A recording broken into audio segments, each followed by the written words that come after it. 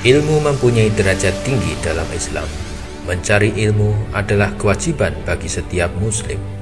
Menyediakan pendidikan adalah kewajiban bagi setiap muslim yang mampu, karena Islam hanya akan berdiri tegak di atas landasan ilmu. Imam Al-Ghazali mengatakan bahwa ilmu adalah akar di mana segala amal bisa dilaksanakan. Hanya dengan ilmu kita bisa mengetahui bagaimana sebuah amal bisa dilakukan. Dan dalam perspektif keilmuan, ini harus mencakup perspektif knowledge, skill, dan karakter building. Dengan bergesernya abad 20 menuju abad 21, maka abad industri telah berubah menjadi abad pengetahuan. Abad di mana pengetahuan menjadi landasan utama segala aspek dan sendi kehidupan manusia. Abad yang sangat dinamis dan unpredictable. Sebagai konsekuensinya, dunia pendidikan harus mampu mengintegrasikan seluruh aspek yang terkait dengan kurikulum, meliputi aspek manajemen pendidikan, tenaga kependidikan, strategi, dan metode pendidikan.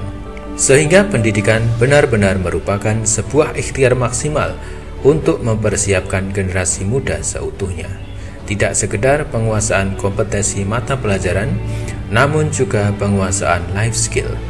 Di antaranya adalah kemampuan menggali berbagai sumber informasi yang multi-resources, baik informasi yang berbentuk multimedia, parallel thinking, maupun multitask. Sedangkan karakter building berupa penanaman perilaku positif agar mampu bertindak dan bersikap sebagai pembelajar sepanjang hayat dengan kesadaran global, namun tetap memegang teguh nilai-nilai luhur bangsa dan Islam. Dengan demikian dapat kita simpulkan penerapan sistem pendidikan abad 21 merupakan kebutuhan utama generasi muda Islam dalam menghadapi fakta-fakta dominasi ekonomi dunia yang akhir-akhir ini cenderung bergeser dari barat menuju timur. Mereka, para generasi muda Islam, harus mampu berpikir, bersikap, dan bertindak dalam menyongsong bisyarah Nabi Muhammad SAW tentang kebangkitan Islam di akhir zaman yang akan muncul dari timur. Pendidikan abad 21 menyongsong kembalinya abad khilafah. Seperti apakah karakter pembelajaran abad 21?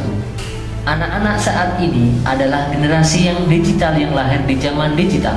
Oleh karenanya, mereka harus mampu mendefinisikan permasalahan kompleks dengan perangkat-perangkat teknologi informasi untuk keperluan analisis dan riset. Kemudian, mendesain solusi beserta implementasinya. Dalam penguasaan teknologi informasi, peserta didik belajar secara praktis dan agar bisa memahami pemanfaatannya, sehingga melatih para peserta didik untuk bisa menjadi pembelajar mandiri yang bisa memanfaatkan sumber belajar digital yang variatif, baik offline maupun online dari dunia maya. Student Center, pembelajaran yang menggunakan pendekatan student center, di mana siswa adalah sebagai subjek pembelajaran yang secara aktif mengembangkan minat dan potensi yang dimilikinya agar mampu mengkonstruksi pengetahuan dan keterampilannya sesuai dengan kapasitas dan tingkat perkembangan berpikirnya.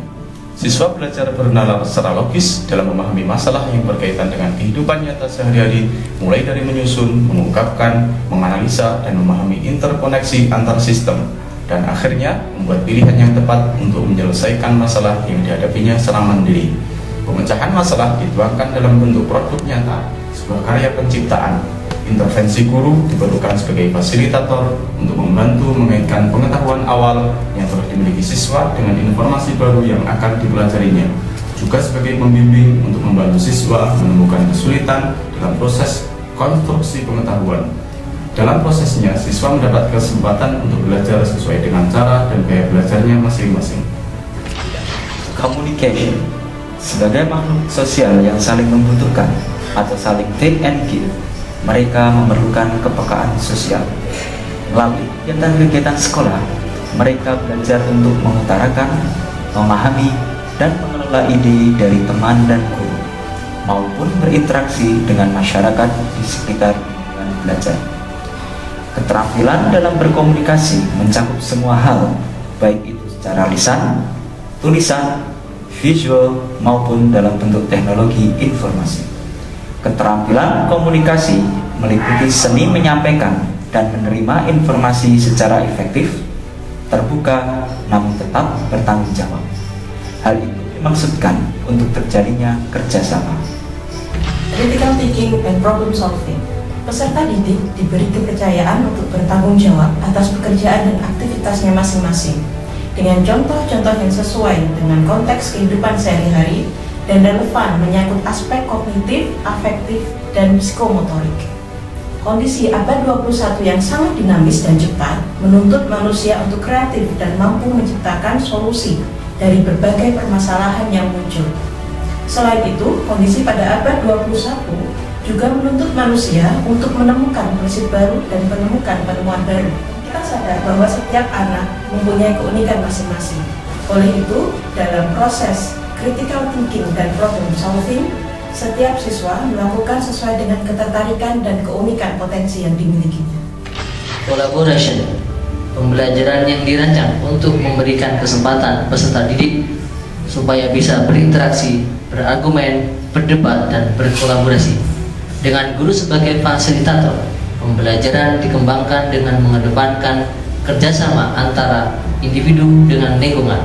Pembelajaran yang dikondisikan menjadi lingkungan yang kolaboratif, misalnya pembuatan proyek bersama dalam kelompok.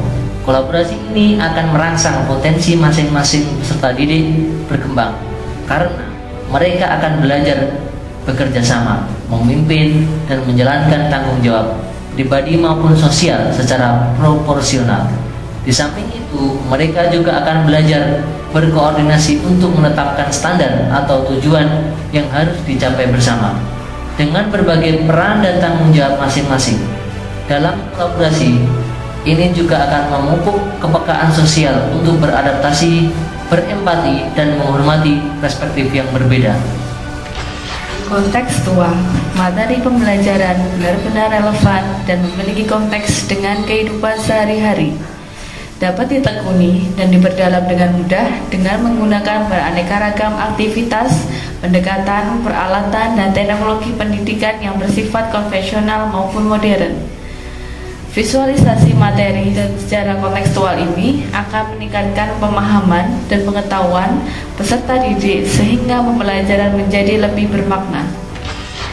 Proses pembelajaran dan penilaian dilakukan dengan menggunakan pendekatan ilmiah, di mana dalam pelaksanaan pembelajaran ilmiah ini dilakukan dengan langkah pembelajaran yang konkret dan menggunakan semua indera. Aktivitas yang dilakukan bisa melalui pengamatan, bertanya, merambah, menghubungkan data, serta menyampaikan hasil. Dari aktivitas tersebut akan terbangun interaksi antar guru dan siswa, dan juga antar siswa dalam berbagai bentuk komunikasi yang menarik.